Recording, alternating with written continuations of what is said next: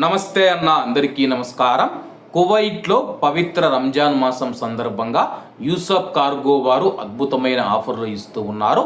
రంజాన్ పండుగకు మీరు మీ ఇంటికి పంపించే వస్తువులను జాగ్రత్తగా ప్యాకింగ్ చేసి భద్రంగా మీ ఇంటికి చేరుస్తారు. ప్యాకింగ్ ఫ్రీ, అలాగే ఎటువంటి పోర్ట్ ట్యాక్స్ కానీ ఇన్సూరెన్స్ కానీ డాక్యుమెంటేషన్ ఛార్జీలు లేవు. మాలియా మరియు కైతాన్ ప్రాంతాలలో యూసఫ్ కార్గో ఉంది. ఇంకెందుకు ఆలస్యం, స్క్రీన్ మీద కనపడే నెంబర్లకు వెంటనే సంప్రదించండి. నమస్తే అన్న, అందరికీ నమస్కారం.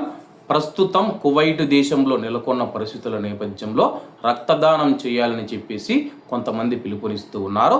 వివరాల్లోకి వెళితే, క్రూరమైన ఇరాన్ దురాక్రమణ కారణంగా కువైట్ దేశం ఎదుర్కొంటూ ఉన్న ప్రస్తుత పరిస్థితుల దృష్ట్యా సామాజిక బాధ్యత మరియు జాతీయ ప్రయత్నాలకు మద్దతుగా సంఘీభావం యొక్క ప్రాముఖ్యత మరియు కార్మిక సంఘాల జాతీయ పాత్రను విశ్వసిస్తూ కువైట్ ట్రేడ్ యూనియన్ ఫెడరేషన్ మరియు ప్రవాస కార్మికుల కార్యాలయం మనం చూసుకుంటే కార్మిక సంఘాల సహకారంతో రక్తదాన ప్రచార కార్యక్రమాన్ని నిర్వహిస్తూ ఉన్నట్లు ప్రకటించింది.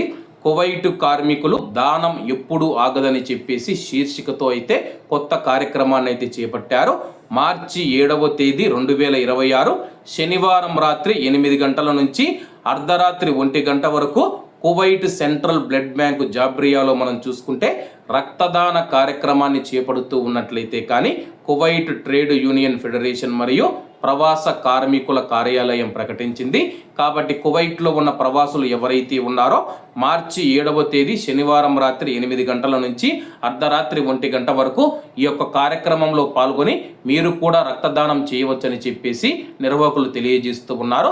కాబట్టి కువైట్లో ఉన్న మన భారతీయులు, ముఖ్యంగా తెలుగు సంఘాలు ఏవైతే ఉన్నాయో మనమంతా కూడా కువైట్ దేశానికి మద్దతు ఇవ్వాల్సిన అవసరం ఎంతైనా ఉంది.